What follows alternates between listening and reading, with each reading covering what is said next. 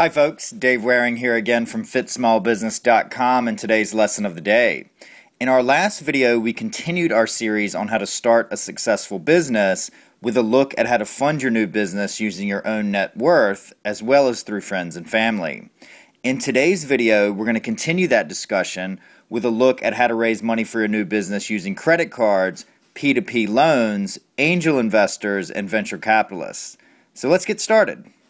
There are some major differences between raising money from outsiders we're going to discuss in today's video and the more friendly sources we discussed in yesterday's video. Some of these are, if you borrow money from outsiders, they will want a very high interest rate. If you don't pay, your credit rating will suffer. And finally, if they buy equity in your company, they will want some level of control. Raising money for your business using credit cards. While many people warn against using credit cards to finance a business, it's a major source of capital not only for startups, but small businesses in general. According to a 2012 survey by the National Small Business Association, 37% of small businesses use credit cards to finance their operations. This ranked only second behind bank lines of credit at 43%.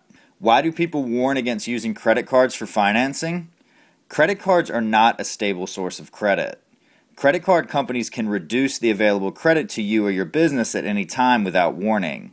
However, with personal credit cards, they cannot reduce your credit limit below your existing balance and require you to immediately pay the difference between the amount that you owe and your new credit limit. As long as you make the required payments, you cannot be hit by penalties in this situation. Credit cards have very high interest rates. Let's say your credit card carries an 18% annual interest rate. This puts tremendous pressure on the business to generate very high profits just to cover the interest on the credit card. Credit cards for business purposes can ruin your personal credit rating. In most cases, even when you get a credit card in the name of your business, the credit card issuer will require that you personally guarantee the payment. In other words, if you acquire credit card debt in the process of running your business, you could be working to pay off that debt for years after the business is closed. Here are 3 tips on using credit cards to finance your business. Number 1, start working to improve your personal credit score. There are a number of services that will help you find out your personal credit score and how to improve it. I like creditkarma.com. Number 2, slowly start expanding the amount of credit you have available to you. You can ask your credit card company to increase your limit or apply for a new credit card. However, limit yourself to no more than 3 of these efforts every 6 months, as your credit rating may be hurt by too many requests for additional credit. When you get additional credit, you should start using a portion of it. If you don't use it, it may be taken away. Number 3, apply for business credit cards with your business's taxpayer ID. Even if you have to personally guarantee that if the business doesn't pay the credit card bill, you will, there are 2 major benefits to having a business credit card. Number 1 is that the company will have its own credit rating independent of yours. This may help securing credit with vendors down the road. Number 2 is that when a search is done on your personal credit, the credit used on the company's card may not be considered against you. Raising money for a business using peer-to-peer lending sites like Lending Club and Prosper. LendingClub.com and Prosper.com are sites where you can borrow up to $35,000 from complete strangers. Historically, these sites have focused on providing 3 to 5 year loans for the purposes of paying off credit cards and debt consolidation. However, they have recently started to put more of an emphasis on small business loans. When borrowing using these sites, keep in mind the following. Don't even bother if you don't have a good credit rating, at least 660. While these loans may be for a business purpose, you are the one that's borrowing and will be on the hook for the loan. If you don't pay the loan back, be prepared for your credit rating to be destroyed. You are going to be paying a fairly steep interest rate, as the lenders are looking at this as a financial transaction in which they are loaning money to a risky borrower. Depending on your credit rating and the length of the loan, the interest rate is probably going to be in the range of 12 to 25% per year, or a couple of percentage points lower than you would pay on a credit card. Raising money from angel investors and venture capitalists. Do you think a venture capitalist will be able to earn 10 to 15 times their money on an investment in your company within 5 years? If not, your business is not a good candidate for venture capital. Most new businesses are not suitable for investment by venture capitalists.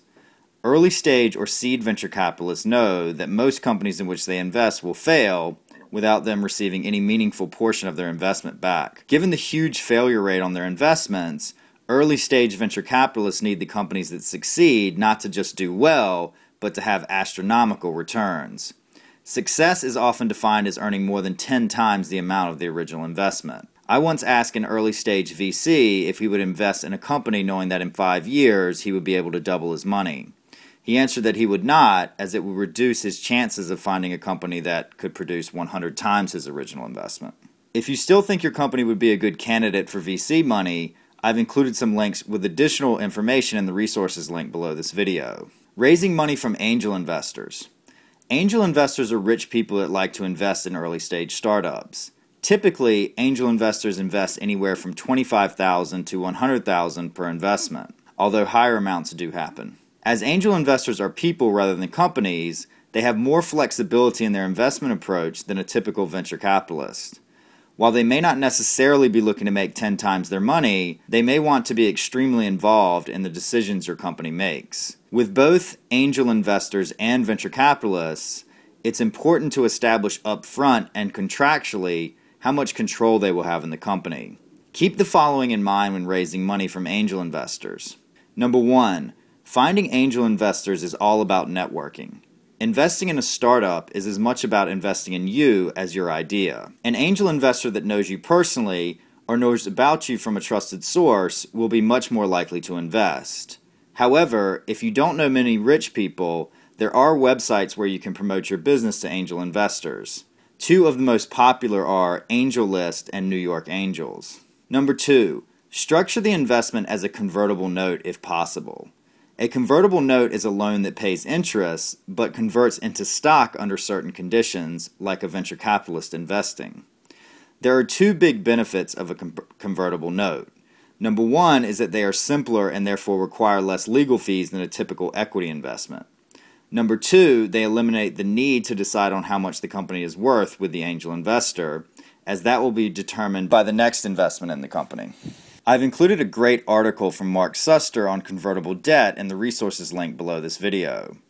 That's our video for today. If you have any questions or comments, please feel free to leave them in the comments section below. Also be sure to stay tuned for the next video in our series on how to start a business, where we will discuss how to put together your website. To learn how to be a more successful entrepreneur, be sure to visit us at fitsmallbusiness.com today. Thanks for watching.